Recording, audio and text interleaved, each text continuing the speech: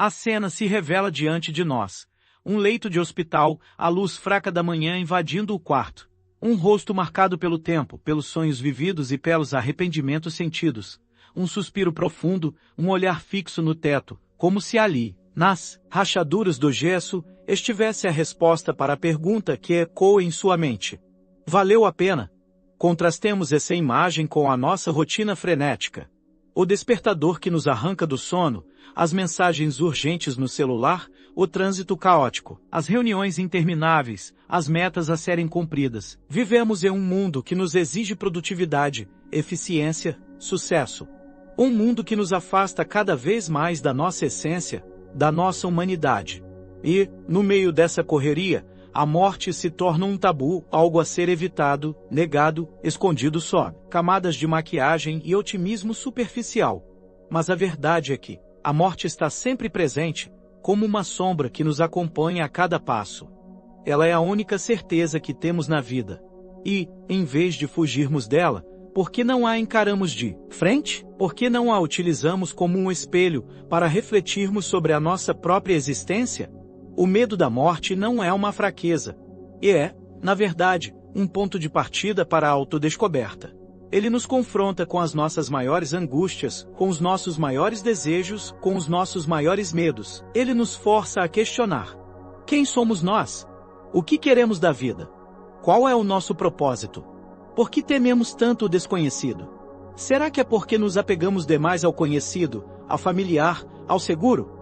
Será que é porque não confiamos na possibilidade de que possa existir algo além da morte, algo ainda mais grandioso, mais belo, mais significativo? A filosofia não promete eliminar o medo da morte.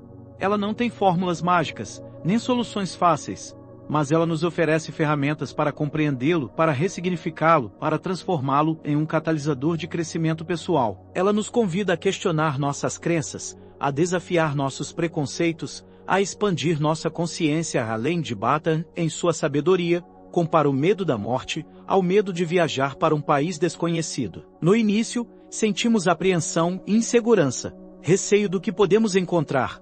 Mas, à medida que nos informamos, que planejamos, que aprendemos sobre a cultura, os costumes, a língua daquele lugar, o medo diminui, a curiosidade aumenta. A aventura se torna mais atraente. Da mesma forma, ao explorarmos as diferentes abordagens filosóficas à morte, podemos nos sentir mais preparados, mais confiantes, mais serenos diante do inevitável. Os epicuristas nos ensinam a valorizar os prazeres simples da vida, a desfrutar cada instante como se fosse o último, a não nos preocuparmos com o futuro, pois ele não nos pertence.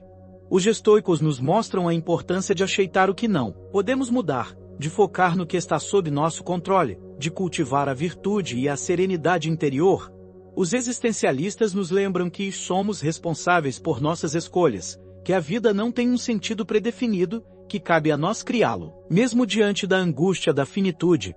Epicuro, um nome que ecoa através dos séculos, um farol de luz em meio à escuridão do medo. Ele nos oferece um paradoxo, uma chave para destrancar as correntes que nos prendem ao terror da morte. A morte não é nada para nós, pois quando existimos, a morte não está presente, e quando a morte está presente, nós não existimos. Em um primeiro momento, essa frase pode parecer um mero jogo de palavras, uma tentativa vazia de consolo. Mas, ao aprofundarmos na filosofia epicurista, percebemos a sua profunda sabedoria, a sua radicalidade libertadora. Epicuro não está negando a realidade da morte. Ele está apenas nos convidando a repensar a nossa relação com ela. É importante desmistificar uma interpretação comum e superficial de Epicuro, aquela que o retrata como um hedonista desenfreado, um defensor da busca incessante por prazeres. Na verdade, Epicuro valorizava a ausência de dor e sofrimento, tanto físicos quanto mentais. Ele acreditava que a felicidade reside na ataraxia, na tranquilidade da alma, na ausência de perturbações. E como podemos aplicar essa filosofia à nossa vida, para reduzir a nossa ansiedade em relação à morte? Através da lógica, da razão, da análise cuidadosa dos nossos pensamentos e sentimentos. Epicuro nos propõe um exercício mental simples, mas poderoso. Imaginar a nossa própria não existência.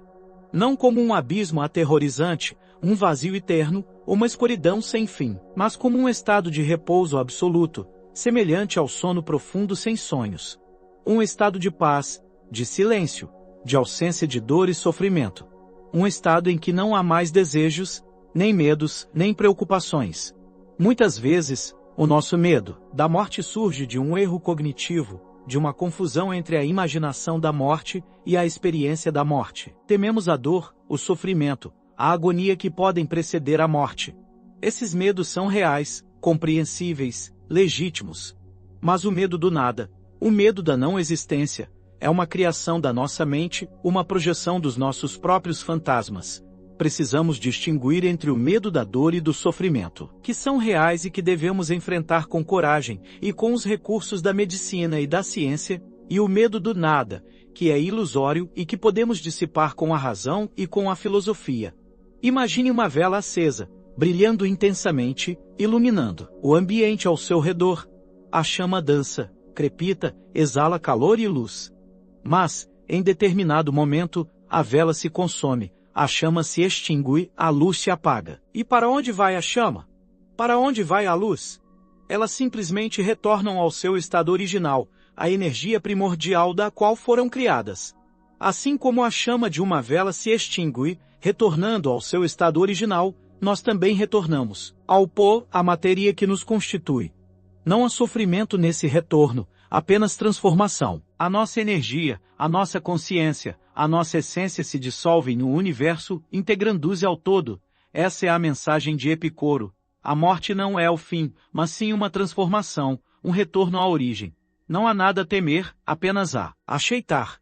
E, ao aceitarmos a nossa mortalidade, podemos viver uma vida mais plena, mais autêntica, mais significativa. Uma vida que não se deixe paralisar pelo medo, mas que se abra à beleza, à alegria, ao amor. O estoicismo, uma filosofia que nos convida a abraçar a impermanência, a aceitar o fluxo da vida, a focar no que podemos controlar.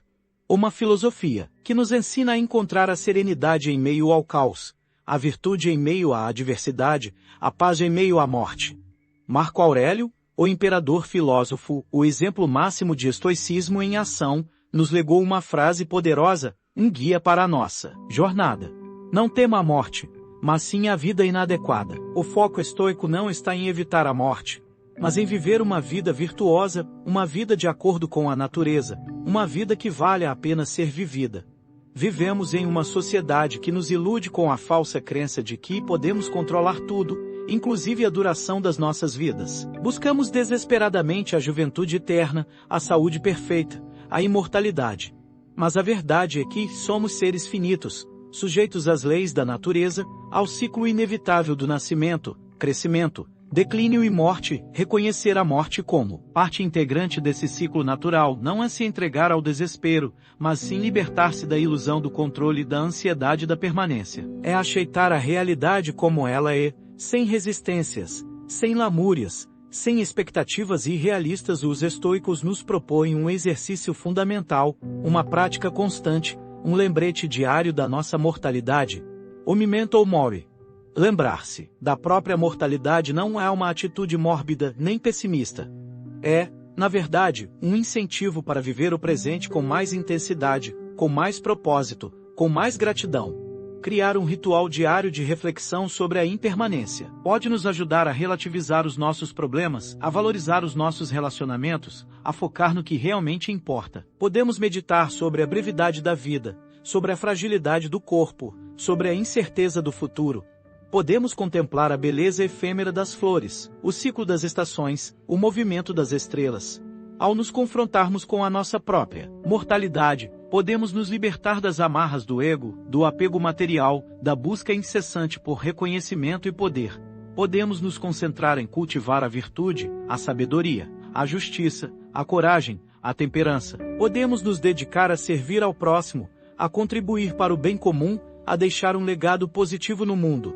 A ética estoica nos ensina que a nossa verdadeira riqueza não está nos bens que acumulamos, nem nos títulos que ostentamos, mas, sim no caráter que desenvolvemos, nas ações que praticamos, no impacto que causamos na vida das pessoas.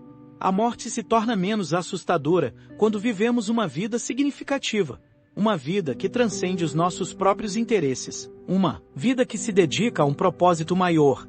Imagine um rio caudaloso, fluindo em direção ao oceano. A água corre incessantemente, moldando a paisagem, nutrindo a vida, seguindo o seu curso natural.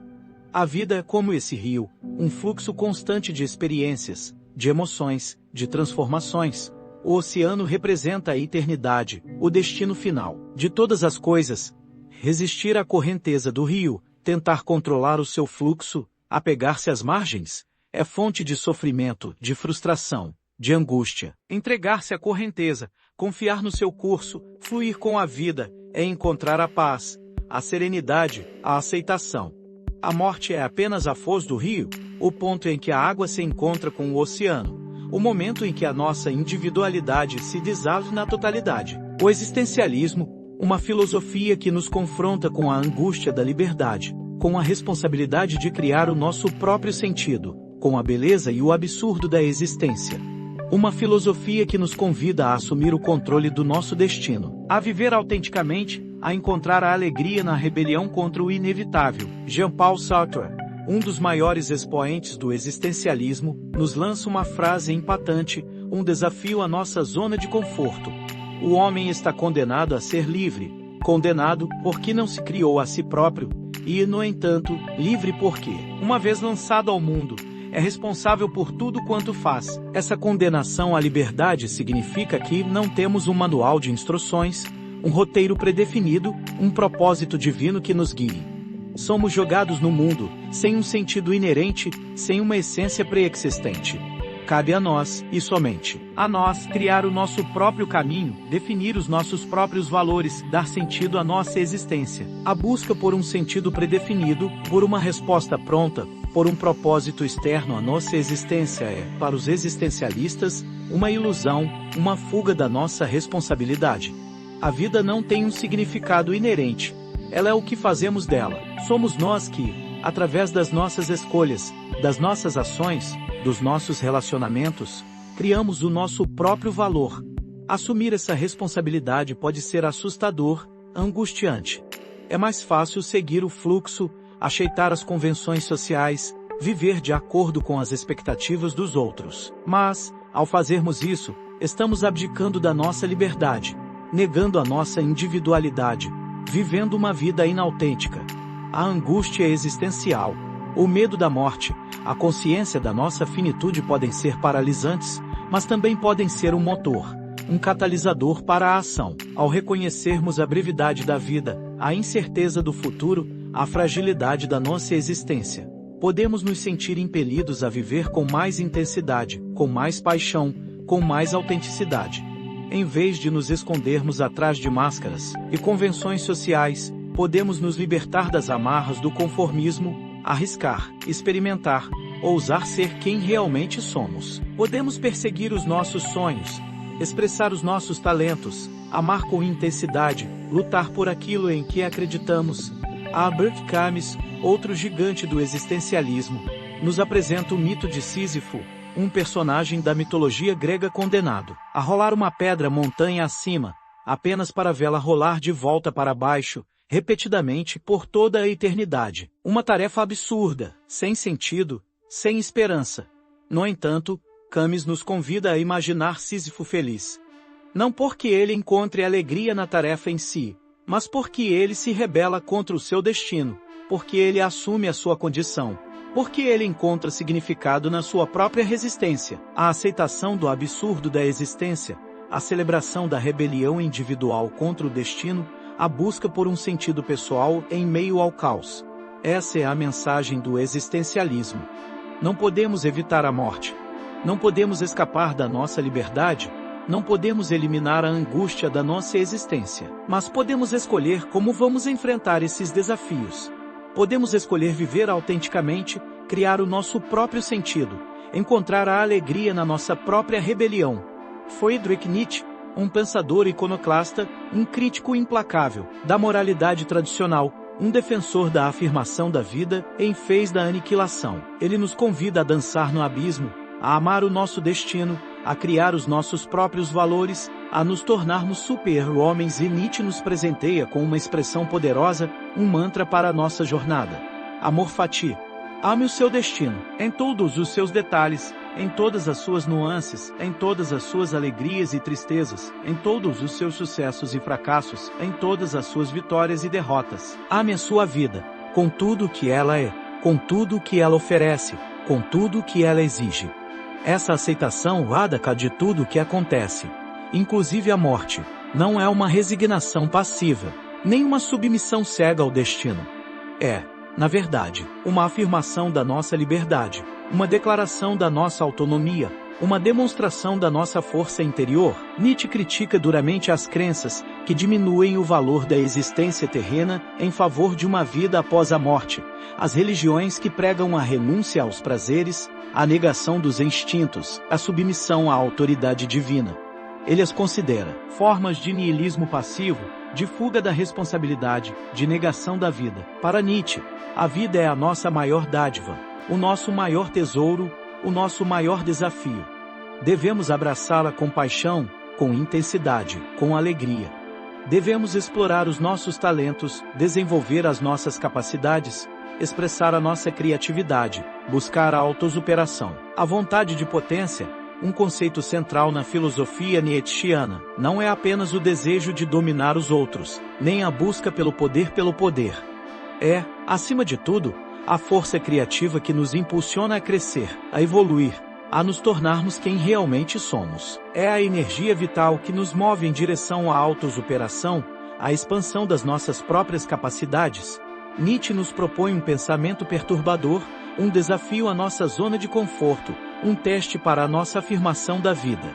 O eterno retorno. Imagine que a sua vida será repetida infinitamente, exatamente como ela é, com todos os seus momentos de alegria e de tristeza, com todos os seus sucessos e fracassos, com todas as suas escolhas e consequências.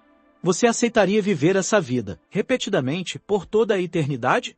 Ou você mudaria alguma coisa? Você se arrepende de algo que fez ou deixou de fazer? Você gostaria de ter vivido de forma diferente? O eterno retorno é um convite à reflexão, um estímulo à ação, um desafio à nossa autenticidade. Se você não está vivendo a vida que deseja, se você não está sendo quem realmente é, agora é a hora de mudar. Não espere pela próxima vida, não adie a sua felicidade, não negue a sua essência.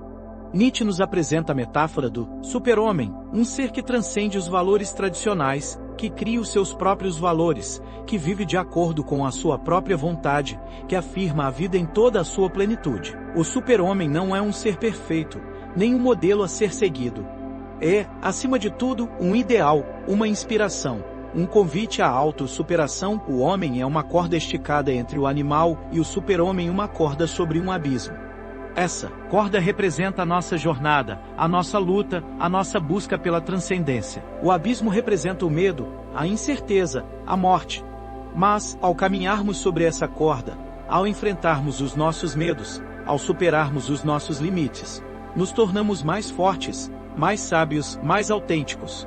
Chegamos a um ponto crucial da nossa jornada, um ponto em que a razão, a lógica, a análise cuidadosa dos argumentos filosóficos já não são suficientes para nos confortar, para nos libertar do medo da morte. Precisamos ir além da mente, explorar outras dimensões da experiência humana, mergulhar nas profundezas da intuição, da espiritualidade, da busca por transcendência. A razão é uma ferramenta poderosa, essencial para compreendermos o mundo, para resolvermos problemas, para tomarmos decisões. Mas ela tem seus limites.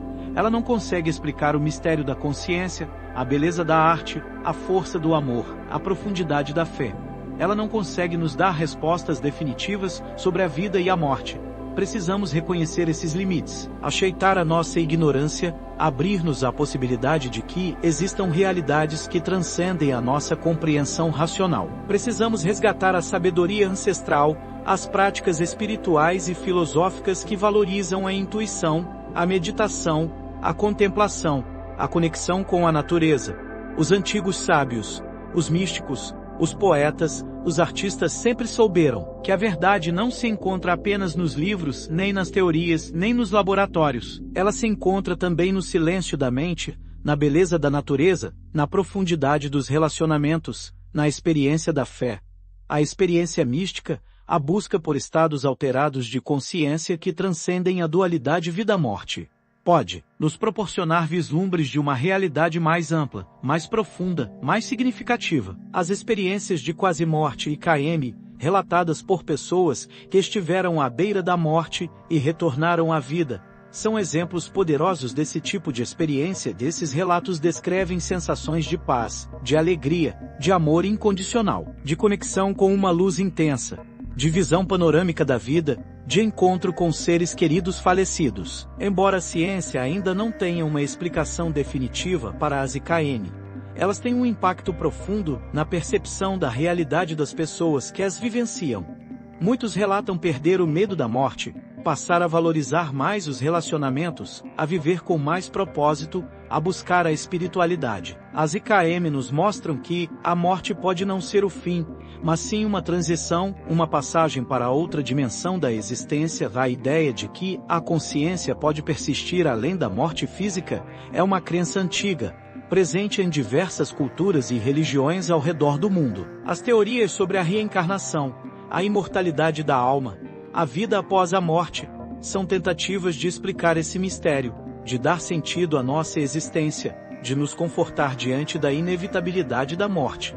Embora não possamos provar cientificamente a existência da vida após a morte, podemos explorar essas teorias, refletir sobre as nossas próprias crenças, abrir-nos à possibilidade de que a nossa consciência possa persistir além do corpo físico. Imagine uma onda no oceano. Ela surge, cresce, atinge o seu ápice, quebra na praia e se desava na água.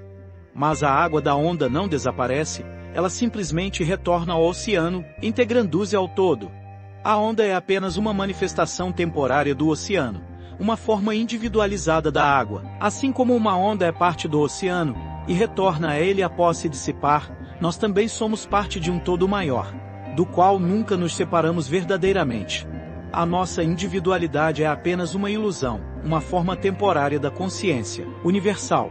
A morte é apenas o momento em que a nossa onda se dissolve no oceano, em que a nossa individualidade se reintegra à totalidade. Chegamos ao fim da nossa jornada, ao ponto de convergência de diferentes caminhos, de diversas perspectivas, de múltiplas abordagens filosóficas à morte. Percorremos os ensinamentos de Epicuro, que nos convida a não temer o que não podemos sentir. Exploramos a sabedoria do estoicismo, que nos ensina a abraçar a impermanência e a focar no que podemos controlar. Mergulhamos na angústia do existencialismo, que nos confronta com a responsabilidade de criar o nosso próprio sentido. Dançamos no abismo com Nietzsche, que nos convida a amar o nosso destino e a nos tornarmos super-homens. Vimos que não há uma resposta única, uma fórmula mágica, uma solução definitiva para o medo da morte. Cada indivíduo deve encontrar o seu próprio caminho, a sua própria verdade, a sua própria forma de lidar com essa questão fundamental da existência humana. O importante é não se deixar paralisar pelo medo, não se render ao desespero, não se refugiar na negação. É preciso encarar a morte de frente, com coragem, com honestidade, com humildade. É preciso questionar as nossas crenças, desafiar os nossos preconceitos, expandir a nossa consciência. A reflexão contínua sobre a mortalidade deve ser um exercício constante de autoconhecimento e crescimento pessoal. Devemos nos perguntar: quem somos nós? O que queremos da vida? Qual é o nosso propósito? O que nos impede de viver plenamente? O que nos faz temer a morte? Jiddu Krishnamurti, um filósofo e educador indiano, nos oferece uma frase inspiradora, um convite à humildade e à liberdade. Não tenha medo de dizer a si mesmo: eu sou nada, e é nesse nada que você é ilimitado. Ao reconhecermos a nossa insignificância diante da vastidão do universo, ao aceitarmos a nossa finitude diante da eternidade, ao nos despojarmos das nossas ilusões, dos nossos apegos, dos nossos medos, podemos nos libertar das amarras que nos prendem à nossa pequena individualidade e nos conectar com a totalidade, com o infinito, com o divino.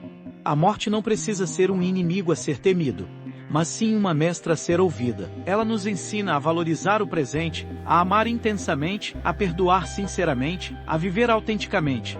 Ela nos lembra da importância de aproveitar cada instante, de expressar os nossos talentos, de perseguir os nossos sonhos, de contribuir para o bem comum. A morte nos convida a viver uma vida que vale a pena ser vivida. Uma vida que transcenda os nossos próprios interesses. Uma vida que se dedique a um propósito maior. Uma vida que deixe um legado positivo no mundo. Qual legado você quer deixar? Que história você quer contar? Que impacto você quer causar na vida das pessoas? Que valores você quer transmitir para as próximas gerações? Como você quer ser lembrado?